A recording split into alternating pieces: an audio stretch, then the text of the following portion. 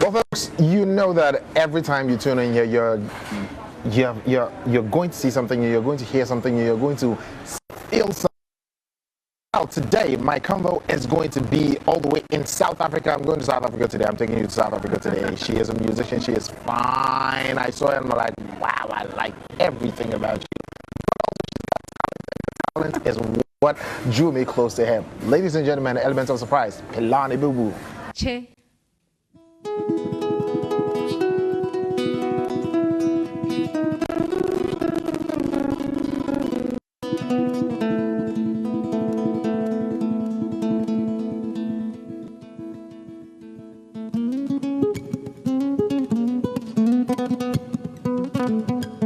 What's up with you? I'm very well, actually. Okay. Thank you. How long have you been in Ghana? I arrived on the 28th of December, so what's that? Today is the 11th of January. It's almost 14 days. 14 days, Yeah. yes. Almost. Have you had a good experience? I've had an amazing time, actually. It's been very productive and fruitful and filled with good energy. And it's been a bit of a reunion, you know, like coming full circle. I think there was like a pre-pandemic moment where I came to Ghana and performed at a festival here. And then pandemic happened and then somehow didn't return until now. So I feel like this might be post-pandemic. I'm hoping. What festival was that? Live in Accra Jazz Fest, which was organized by the Alliance Française. Okay. And then so I did that and plus 233, that's International Jazz Day. Yeah. Okay. What kind of musician are you? So I call it jazzy folk soul. Jazzy folk soul. That is three kinds of music being infused together, if I'm right. It's a jazzy, folky, soulful folk. So what it is, I mean, others might want to call it contemporary folk. But yeah, it's a fusion. It's quite contemporary in a sense that it fuses influences of jazz. It's quite jazzy, so it's got the Y. Okay. And it's soulful. So if you hear the music, it comes from a very sort of indie folk sort of perspective. I love the guitar as like an instrument I foundationally sort of write from and prefer to have in a lot of my music. So you get that kind of folk styles, and across the board I can go completely you know, folk in the sense that I have projects that are focused on heritage music and kind of capturing writing styles from, you know, tribes from South Africa and my people, and I can go completely, you know, soul, R&B. It depends on the story that I'm telling at the time and what it has inspired me, and so yeah. Are you a traditional person? I think that's a very loaded question. You know, traditional is like the concept in itself implies that one tends to conserve something that may not necessarily evolve. I'm very sort of evolutionary and in my stance, I think, and futuristic. I think that things must make sense for people today. But I do believe that I am a culturalist and then a cultural, I have a cultural perspective around the idea of, it's mostly formed on identity and how we form our confidence. We form our confidence by knowing a great deal about who we are and where we've come from, and particularly the more positive aspects. I think there are some things that we've lost along the way that are maybe distorted through years of colonialism, through, and you know what that comes from. And so I am, you know, kind of on a mission to try and find a way to preserve that, document it, and to give the next generation or future generation a perspective about themselves that gives them the kind of confidence that's formed from strong identity and knowing that great things have come from our cultures and our heritage. So yeah, so I am heritage driven and culturally driven, but definitely not a traditionalist or traditional in a sense. Okay. But we must take from the traditions and traditional aspects to learn where things came from, so we can understand how then do they progress. And I think for me, you know, I always say this kind of like the modern stands on the ancient, and that ancient bit can be pegged as like traditional in a sense, but it means that something has formed out of something. Something has happened before we arrived here. And so in order to map out a path forward, we have to understand what happened behind before. us. Yeah, so to be able to know our present and perfect our future, we need to know our past. Absolutely. Something like that. Yeah, we must have like strong context of that. And I think there's some very positive elements about it that we do lose along the way, because so many things and systems have been created around us, some of which we really wouldn't have preferred. Okay. You know? All these things, all what you told me, do they inform the kind of music you do or your songs you do? Yeah, there's a huge aspect of trying to navigate a sense or bring in a sense of like philosophy or as well as activism in my music. So my folklore, let's take a step back and start with where I started in my music. Okay, my good. first journey in music was really a download of where I was at the time, what broke me open. So it was a bit of a kind of a love story, but very high optimism, very sort of like, I like to call myself like much of an encourager and an enlightener or, you know, an empowering person in my music. So whatever I write about, I like there to be some kind of purpose behind how I want to shift people. I want, you know, to change consciousness or have people see things in a different way, in a way that heals them. My second project was titled Warrior of Light because of the journey that I took to try and find like love and passion in my life. I worked in corporates and I studied other things. I derailed my entire path in music and my purpose. Wow. Yeah, I studied law, I did marketing, I worked in What changed? big corporates, I was What a strategist. What changed? Not much actually, more of like trying to find the truth and to become more of who I was, you know. And I think somehow you know, as you grow and become, you learn what is most truthful and authentic to you. And the things that you do not love and the things that aren't so authentic to you become more burdensome and harder to do. And it becomes a bit of a tug of war because then once you start to sing and create and go into the arts, it comes so easy that you almost doesn't feel like a job.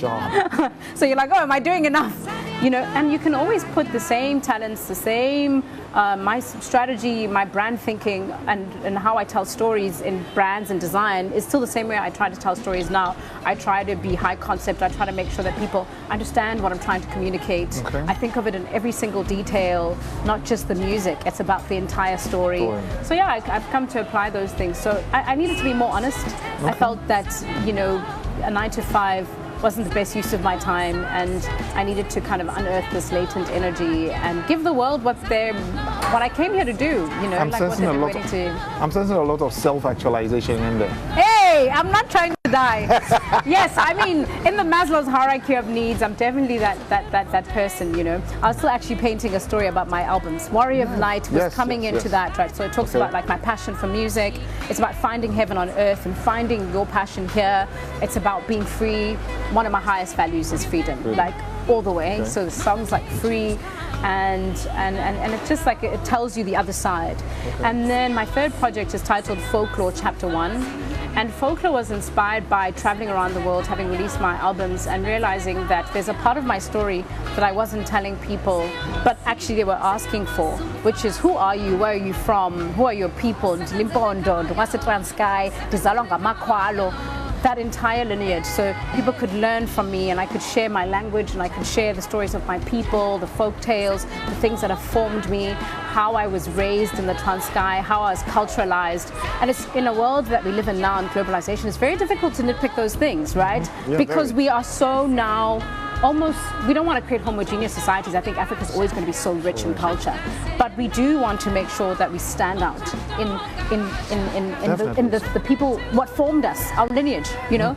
And so as I traveled, I just started telling more of those stories and singing and merging traditional folk music and writing styles into my story.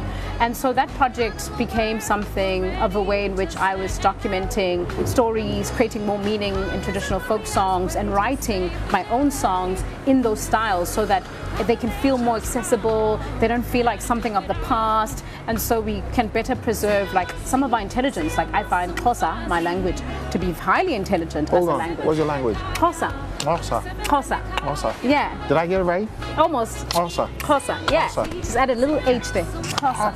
Yeah. Xhosa. Exactly. Okay. Second password. Let's go on. Yeah, and so just like sharing a sense of my identity, sharing, writing and, you know, creating more from that space and writing in those languages, in Tswana, in Xhosa. There are like 12 different languages in South Africa. I mean, it's not as much as like some other places like Cameroon, etc. It's true though. You know what I mean? Like dialects, but you know, they're pretty strong, and I wanted to express the onomatopoeia, the sense of richness in the culture, Do you know what I mean? And so Folklore Chapter 1 was birthed. There are chapters 2, 3, 4, and 5 coming. Oh, and okay, coming, not already here. Okay. Well, I'm busy producing 2. I've written most of it.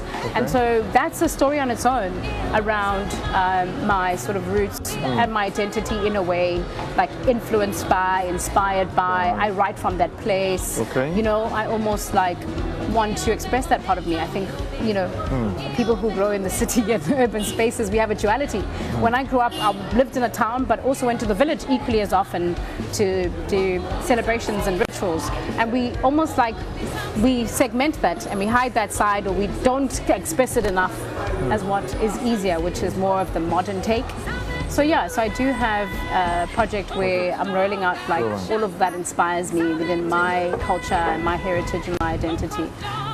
Jazz, folk, soul. In South Africa, I'm sure there is a huge acceptance for that. Yeah. How about other places you've been on the African continent? Oh, you're saying a huge acceptance for that? Or, I'm sure, or isn't there? Yeah, I mean, I've had to define my genre because it's particularly more unique to me. It's very, I mean, it took me a while to pin it down for people because people need you to tell them what it is. Do you know what I mean? Because we work somehow in genres.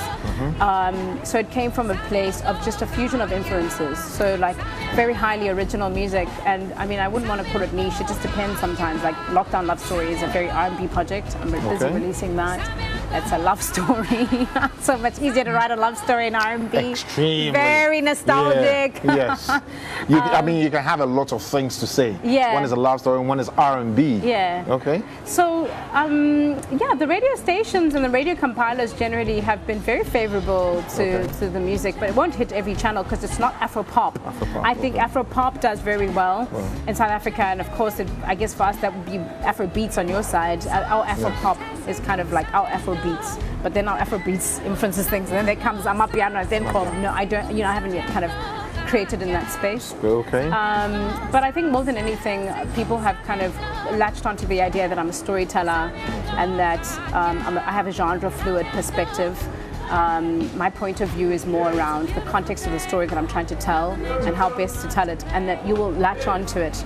That musical journey, then you have to trust, you know, what I've given you and like hear the story from that perspective.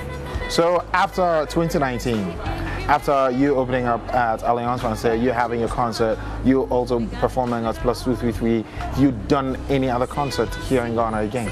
So when I came back, I really wanted to come full circle, I suppose, and just honor the spaces that I've connected with here. Even though I came to do a lot of production and collaboration and music videos, I also... Here? You can shoot them here? Yeah. Oh, wow. Yeah. A lot of Ghanaians come to South Africa to shoot music videos. I know, but I think that I am spirit-led and I love to work with people that I trust, that I know that can flow with what I'm trying to do, but in a way that is accessible for an independent, self-managed artist. You know, I'm the label, I fund everything myself, and so I have to work with my friends and collaborate and try and you know, brainstorm stuff that we all love to do, but also can be done in a way that is efficient, you know, and resourceful. And you found lots of places like that here in Ghana? Well, I found that my relationship with One Love, in terms of like our creativity and his willingness to, like, we always sort of like supporting each other's careers, and so I wanted to work with him, and I also wanted to work with his sister. I love what she does here and how she kind of makes stuff happen. That is One Love's sister? Yeah, Sister Deborah. Yeah, yeah. So I just, you know, in an effort, I just always want to work with the people that I want to celebrate, and let's create something beautiful together. So it was driven by that, and yeah, so I'm busy making some outfits with her and her assistant for my Lockdown Love Story. You know, they get the vision. Because it was December, we couldn't really shoot the videos here. So I'm going to take that stuff that we've created and then like build on with the South African team as well. But we did shoot 2 music videos with One Love this weekend, and what I've seen at Makola is exactly what I describe in my song. So for me, it was like the perfect setting to shoot this video. Did you have any idea of something like that before? But you wrote the song way before you came here? I wrote the songs before I came here. But the concept and the idea is the same. So boom,